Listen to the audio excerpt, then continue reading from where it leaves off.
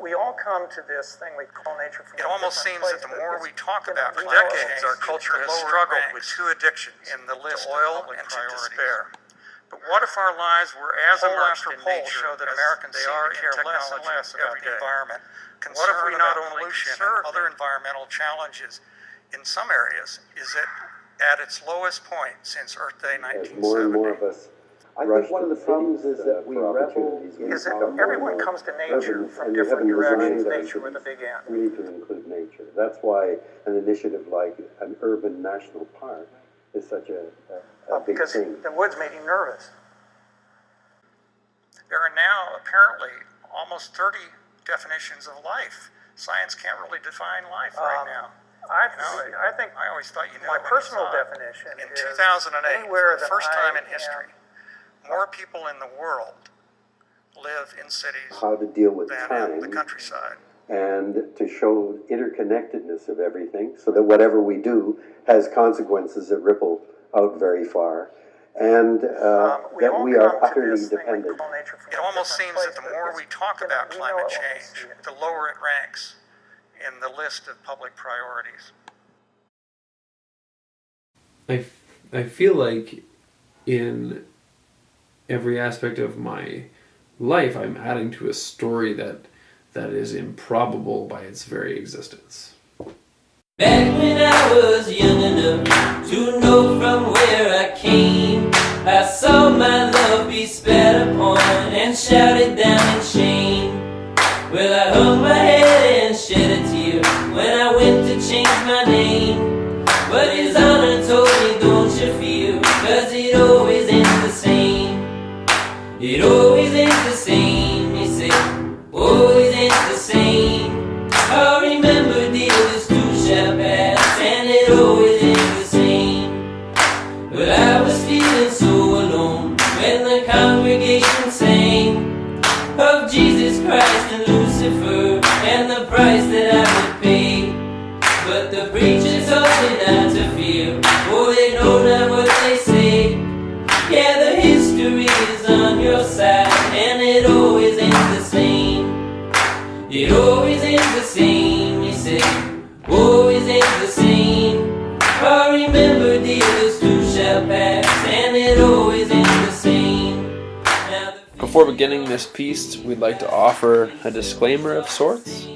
We are not here to claim expertise on Indigenous knowledge systems, nor are we here to speak them out of context or appropriate them. We're not trying to reshape existing origin stories to suit our settler needs. We are not Indigenous. We can only tell our own stories. They are stories that emerge from our own sense of origins, in the manner that they speak consistent truths and lessons into our own individual lives. They, like the stories told in Sarawak, are ongoing. They are not static stories. They change and grow with our retellings not becoming less true, but being constantly informed by our place in the very complex world that we find ourselves in. We've decided not to tell these stories in the third person, which would serve to emulate the form and structure of Indigenous origin stories, but rather we have held on to these stories as personal relics from our own dynamic lives. In this way, we emphasize our positionality within the narratives as they've been told to us, and in the ways in which we choose to take agency to speak them back to the world. It always ends the same, he said, always ends the same. Oh, remember, dear, this too shall pass, and it always ends the same. I was born in St. Michael's Hospital, third kid in a happy, healthy, nice family. About 2 months later, I was in a hospital bed at Sick Kids. I was a Sick Kids kid, and recently when they started doing those advertisements, I saw actually my great uncle on a bus ad for Sick Kids saying I'm a Sick Kids kid, and I thought, why didn't I get asked? My great uncle apparently was a Sick Kids kid. I didn't know that until I saw it on a bus stop. So there I was a Sick Kids kid, and from what I'm told, my mom went to our pediatrician. He said to her, your son's head is looking a little bit larger than sort of normal. Do you think you could, maybe let's get an MRI and we'll sort of see where things are at. Sure enough, the MRI showed that there was a cyst in my brain and there was fluid clogging up to the point that my brain took up less than half of my skull and the rest was fluid. So, sprang into action, and a neurosurgeon from Sick Kids Hospital took me under his wing, and he was tasked with putting in a shunt with a valve, plastic tubing, basically into my body to drain my brain. And he did just that, and then the first tube that he put in went down basically behind my face and under my chest and into my abdomen, and it was infected severely. And so you picture the hospitals and the babies on the little bed, and they're covered in tubes and things poking into them, and that was me. And that's then my first sort of photo as a baby, outside of my birth photos, was that. Basically my mom was told, the story goes that I was either I wasn't going to make it, or I was going to be severely sort of without cognitive abilities. And so my aunts and uncles and everyone gathered around and were supporting my parents and taking turns, trying to care for me in whatever way they could. Anyhow, the doctor, after a series of operations, the doctor managed to put in a new tube, which goes from the side of my head and down the back of my neck and actually curves around to drain the fluid into my abdomen. And the end result of that was it worked. And it earned me the nickname with my siblings, which to this day, which was Tank Head, for the size of my head as an infant. Dark family humor, and it kept me alive. The reason that I like this story is that it's ongoing. There's an element of the story that I live every day,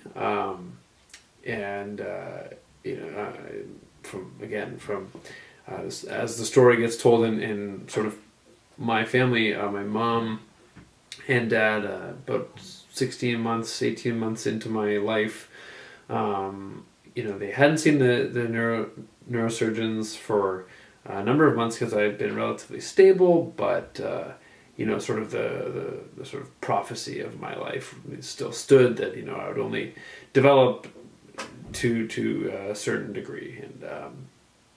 And so there's this, as the story goes, they went to visit the neurologist again, and I actually waited out in the hall with my dad, and he sort of approached my mom in his office and said, asked her, is he moving? Is he functional? Is he does he make any noises?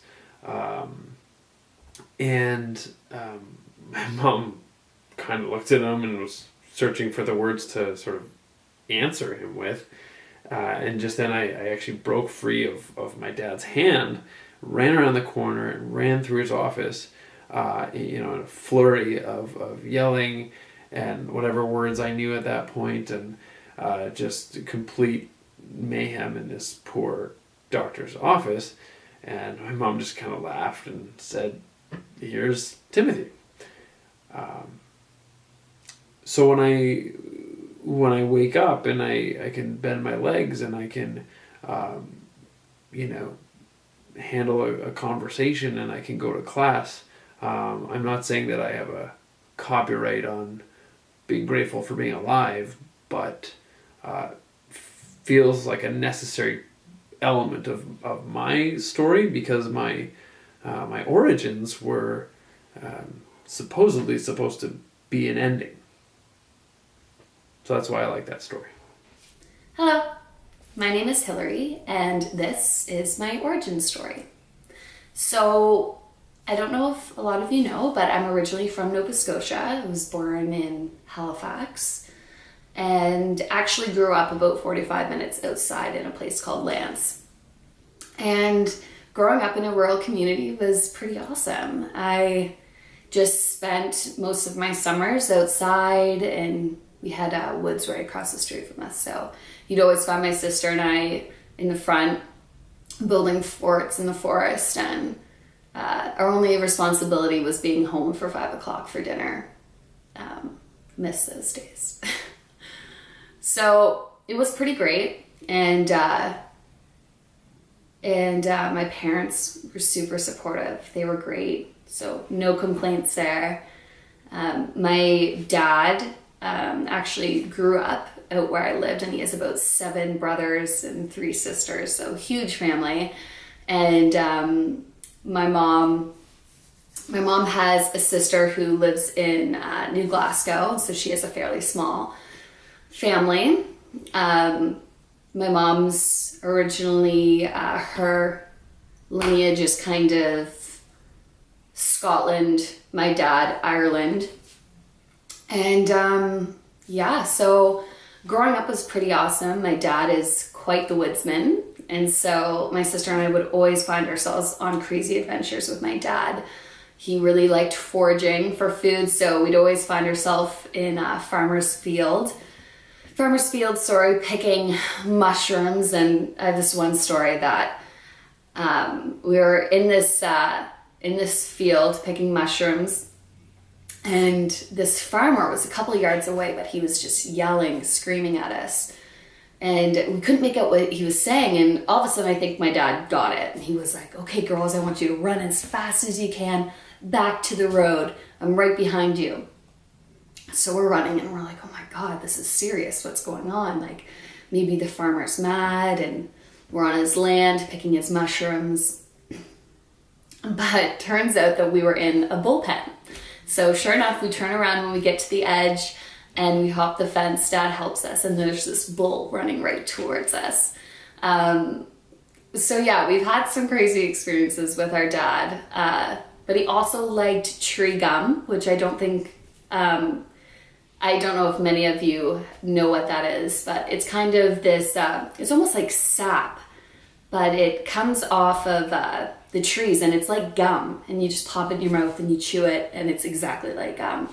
And so I vividly remember that. And yeah, and so he'd tell us what plants were edible. We'd go for walks in the woods, and he'd point at trees, and it was like a game to try to guess what tree it was.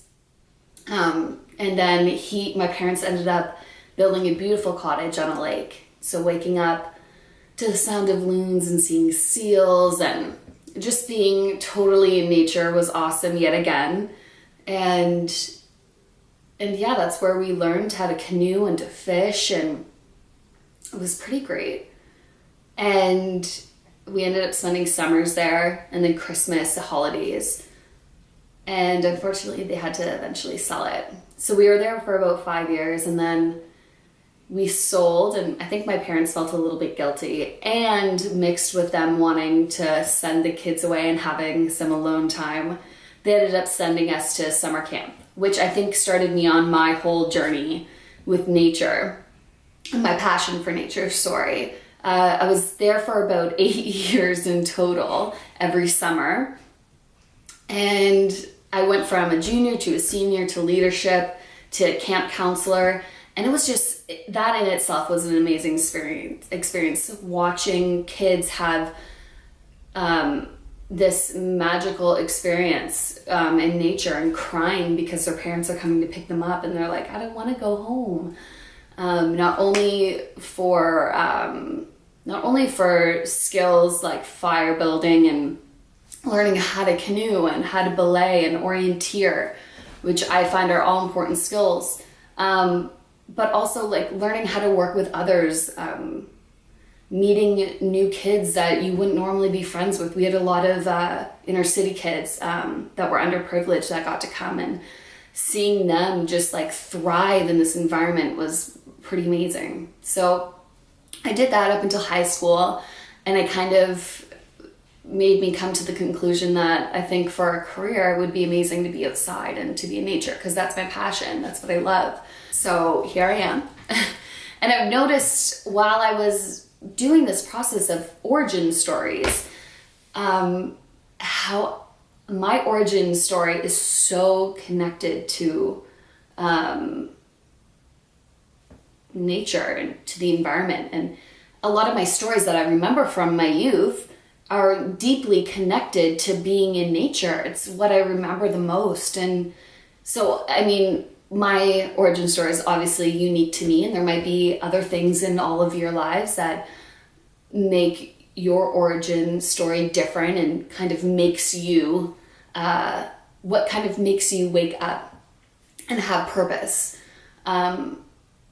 So yeah, I mean, I guess that's what makes me unique, and I guess nature and the environment plays a huge role in my life. It always ends the same, you say.